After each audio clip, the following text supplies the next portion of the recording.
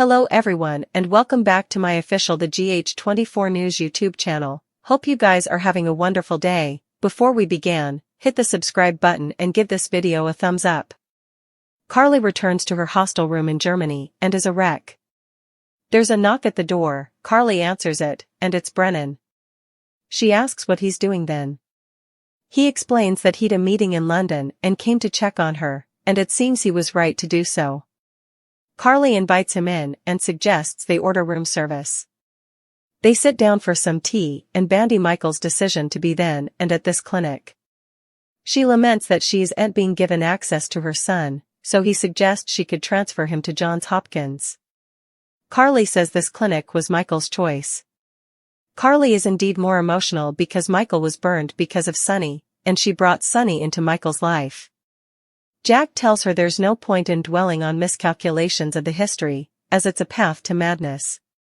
Jack tells her that beforehand in his career, a charge went awry, and a fellow agent was killed. He lost a good friend, but he could attract his studies with what if as you see ain't change the history. Carly has had to face that script before when she lost her son, Morgan. Carly plans to go back to the clinic and see Michael. This time, she wouldn't let them keep her out. Jack offers her a lift, and she accepts. At the gatehouse, Willow leaves Drew a communication letting her know she and the kiddies are okay. Nina arrives with breakfast for her and the kiddies and asks how being back then is. Willow admits she feels she made a huge mistake. As they sit down to talk, Tracy waltzes in and says it's time to set some ground rules. Nina says Tracy California ain't barge into Willow's house, but Tracy says it's Monica's house and they're permitting Willow's presence. Willow informs Tracy she only came back then for Monica's sake. She threatens to have the hijacking charges against her reinstated, which she could fluently do. Tracy calls Willow untrustworthy and says there's a little further Nelly in her than she allowed. Nina defends her son and says Tracy has no right to talk about Nelly. Willow points out she can over and leave with the kiddies, and Tracy will have to explain that to Monica. Tracy backs down but says there's one negotiable condition, and that's Drew cannot visit her as he's banned from this property permanently. Tracy leaves, and Nina says she's proud of Willow for standing up to Tracy. Willow says she couldn't have done it without her mama. Still, she's wondering if she should do as Drew suggested, take the kiddies, and move back in with Nina. Nina tells Willow that she compromised with Sonny and Carly, and with Tracy, so keep trusting her instincts. The trouble she's putting in will lead to an amicable resolution between her and Michael when the day comes. Willow agrees to stay but says she'll miss her mama. Nina says she wouldn't give her a chance as she'll be then all the time. Willow is happy to hear, and they clinch. Drew arrives at sunup to talk to Curtis, but his former friend doesn't suppose Drew has anything to say that he wants to hear. Drew knows he hurt him and made miscalculations, but he wants them to try and pivot down from his miscalculations and find commodity that can work for the both of them.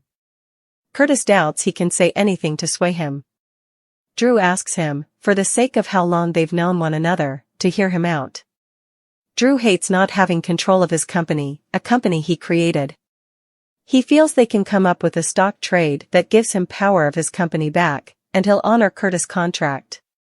Drew says Michael's moves were only to discipline him, and he sees Curtis is doing well in the CEO part, so it makes sense he gets power back. Curtis says he'd rather abdicate than take Drew's deal. Curtis states he wouldn't betray Michael if he was in the office down the hall, and he wouldn't do it when he's in a burn unit. He says it was Michael who advised him about his dear friend Drew, a man he does and indeed fate. Curtis asks, what the hell happened to you? Drew explains when he was given the occasion to run for Congress, he was exposed to a whole new world, and he and Willow ended up developing a real connection. Curtis says, whatever you have to tell yourself. Drew points out not all marriages last, both of their first bones didn't. He says pushing Willow down wouldn't help Michael or Willow at this point. He also knows he made miscalculations that led them to where they're now.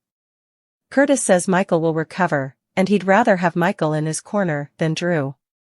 Drew gives Curtis one final chance to consider his offer, as without Sunup's plutocrat behind him in Congress, He has no reason to cover the company. Courtesy ain't believe he'd sink the company and orders him to get the hell out. Trina spots Joss in the sanitarium halls and asks what she's doing then.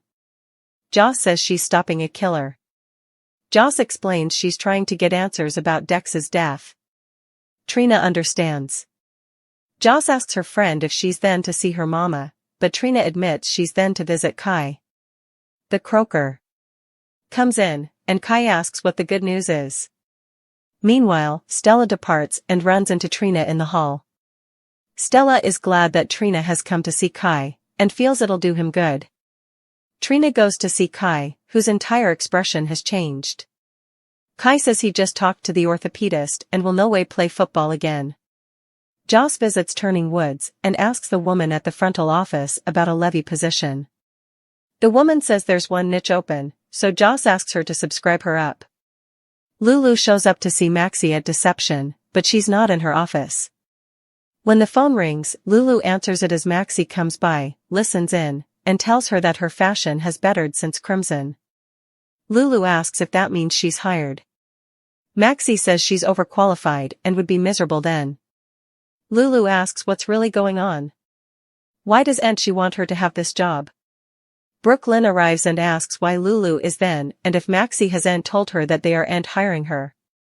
Lulu realizes Maxie was trying to cover her from Brook Lynn's decision. Brook Lynn explains she has a stake in this company, and Lulu would be her adjunct, which would make for an uncomfortable work terrain. Lulu doesn't understand why Brook Lynn hates her, as she didn't come in between her and her swain.